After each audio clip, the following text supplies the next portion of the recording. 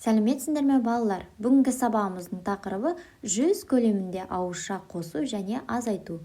Бірге жұмыс жасаймыз. Бүгінгі сабағымыздың мақсаты ондықтан аттап өту арқылы екі таңбалы сандарды ауызша қосуды және азайтуды үйрену. Нөмірі бірінші мысал. Бірінші қосуды қарастырайық. Бізде міне 37 және 17 осылардың қосындысын қарастырайық.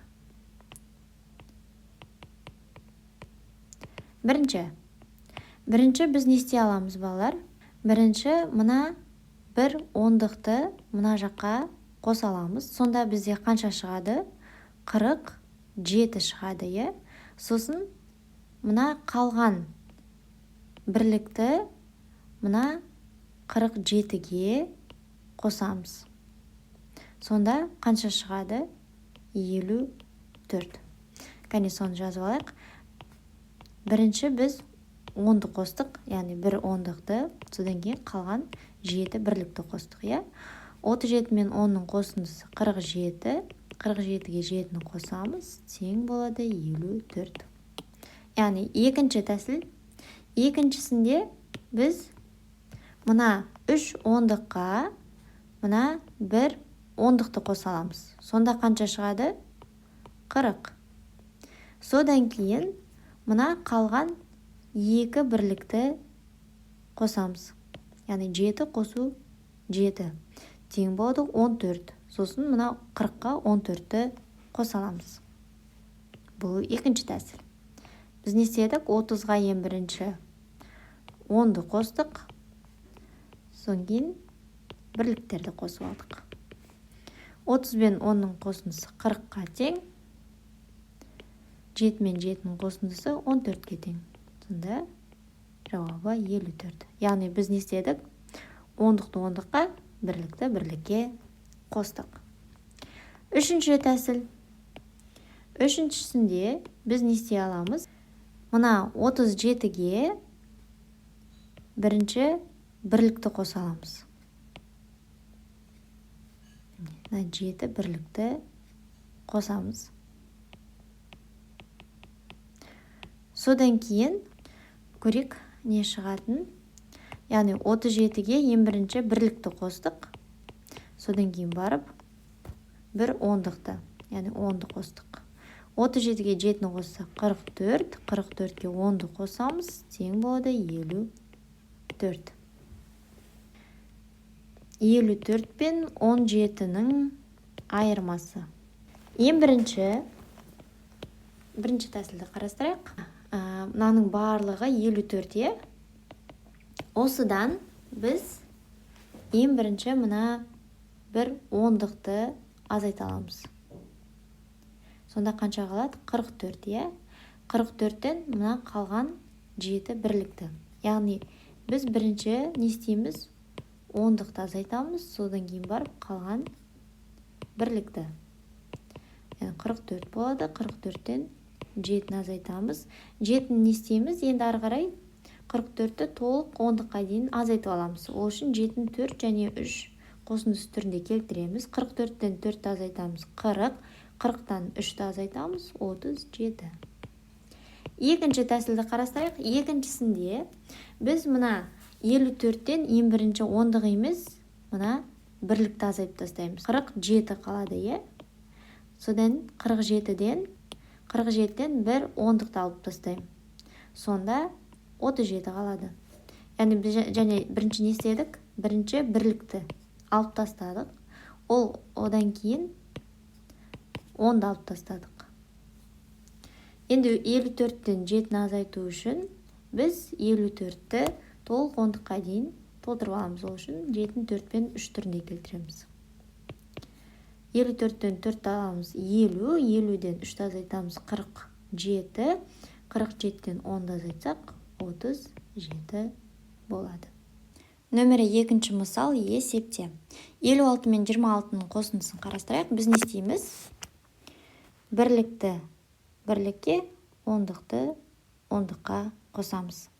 Бірліктерді қосып аламыз. Қанша шығады? 12, е? 5-ті 2-ге қосамыз, яғни 50-ді 20-ға қосамыз, қанша шығады? 70 шығады. 70-ті 12-ке қосамыз. Қанша? Тең болады 82. Келесі. Бұл жерде дәл солай бірлікті бірлікке, ондықты ондыққа қосамыз. Бірліктерді қосып аламыз. 7 мен 6-ның қосындысы қанша? 13. 40 пен 20-ның қосындысы 60. 60-қа 13-ті қоссақ 73 шығады. 91-ден 22-ні азайтайық. Яғни 91-ден бірінші 20-ны азайтып алайық. Сонда қанша болады? 71. Енді бірлікті азайтамыз. Бізде бірлік қалды. Яғни 71-ден 2-ні азайтамыз. 2-ні істейміз? 1 және 1 сандарының қосындысы түрінде жазып аламыз. Енді 71-ден 1-ді азайтамыз. 70, 70-ден 1-ді аламыз. 69 шығады. Келесіне дәл солай 74-ден 40-ты азайтамыз. Сонда қанша шығады? 34. 34-ден 8-ді азайтамыз. Мұнда жазып қойын. 74 алынған 40-ты. Ондықтарды азайтып жатырмыз. 48-ді ондық және бірлікте бөліп қарастырамыз. Енді бірлікті азайтамыз. 34 азайғышты толық ондыққа дейін толтыру үшін 8-ді 4 және 4 қосындысы түрінде жазып аламыз. 34-тен 4 азайтамыз. 30, 30-дан 4 аламыз. 26. Мұнда не істейміз? Бірлікті бірлікке, ондықты ондыққа қосамыз. 9 бен 3-тің қосындысы 12. 3 бен 3, яғни 30 бен 30-тың қосындысы 60-қа тең. 60-ты 12-ке қоссақ 72. Азайтуда 97-ден 10-ды азайтамыз. 87 болады, Енді бірлікті азайтамыз. 87-ден азайтамыз 8-ді.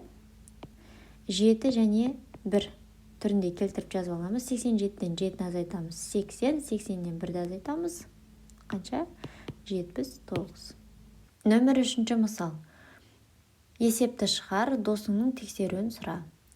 Көркем еңбек сабағында 2-ші А сынып оқушылары балабақшаға 26 сыйлық дайындады. 2Аға қарағанда 2-ші Ә сынып оқушылары 4 сыйлықты артық дайындады. 2-ші Ә сынып оқушылары балабақшаға неше сыйлық дайындады? Бірінші есеп бізде 2-ші А және 2-ші Ә сынып оқушылар жайлы, олар балабақшаға сыйлықтар дайындады. Сызба түрінде бірінші келтіріп алайық. Бұл бізде 2-ші А сыныбы болсын.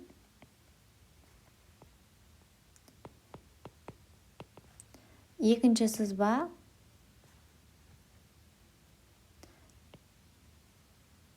екінші Ә сыныбы болсын. Екінші А сыныбы қанша сыйлық дайындады? 26 сыйлық дайындады. Белгілі, Екінші Ә сыныбы белгілі ма? Білмейміз. Бірақ бізге не бәлім? Екінші А сыныбына қарағанда 4-ке артық сыйлық дайындағаны белгілі. Енді осы есептің шартын жазайық. Яғни екінші А сыныбы 26 сыйлық.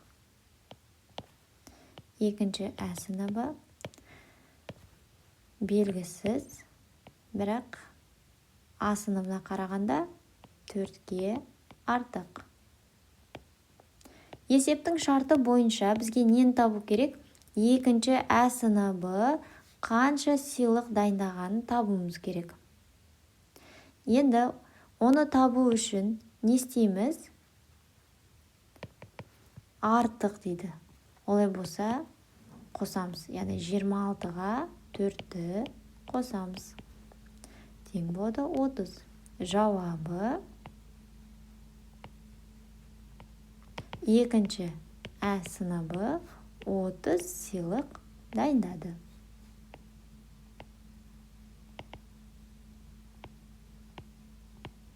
А есебін оқиық. Қапшықта 36 қызыл және 26 көк түсті қағаз парақтары бар. Қызыл қағазға қарағанда көк түсті парақтың қаншасы кем? Сызба құрастырайық. Және бұл қызыл түсті қанша дейді? 36 парақ, иә? Және көк түсті қанша? 26.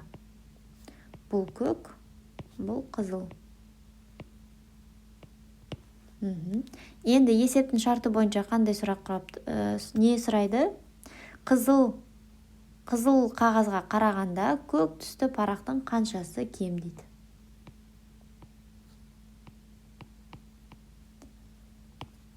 Яғни мына қаншаға кем екен табу үшін не істейміз? Азайтамыз, е? Есептің шартын жазып алайық. Қызыл түсті парақ 36, көк түсті 26. Нені табу керек? Яғни қанша көк түсті қызыл түске қарағанда қаншаға кем, соны табу керек. Шешуі. Не істейміз? Табу үшін азайту амалын пайдаланамыз, яғни 36-дан 26-ны азайтамыз. Тең болады 10. Яғни жауабы қызыл түсті параққа қарағанда көк түсті парақ 10-ға кем. Нөмір 4-ші мысал. Есепте досыңмен дәптеріңді алмастыр, бір-біріңмен есептеріңді тексеріңдер, қатесі болса дұрыс жауапты түсіндір дейді. Бірінші мына 56 мен 16-ның қосындысын қарастырайық, қалай шығаратындарыңды. Енді не істейміз? Ондыққа бірлікке қосамыз. 6-ны 6 қосақ 12, 50-ді 10-ға қосақ 60. 60-ды 12-ге қосақ қанша болады? 72, е? Келесі. 75 қосылған 16. 75 пен 16-ның қосындысын орындайық. Ол үшін 16-на не істейміз? Разрядты қосылғыштарына жіктейміз, яғни 10 және 6. 75-ке 10-ды қосамыз 85. 85-ке 6-ны қосамыз 91 болады, е? Келесін орындайық. 54 пен 28-дің айырмасын орындайық. Не істейміз? 20 және 8. 54-тен 20-ны азайтамыз. 34, 34-тен 8-ді азайтамыз. Қанша болады? Яғни 8-ді де 4 және 4 деп аламыз, е? 34-тен 4-ді азайтамыз. 30, 30-дан 4 алсақ 26. Келесін орындайық. 92 мен 28-дің айырмасы. 28-ді және 20 және 8. 92-ден 20-ны азайтамыз.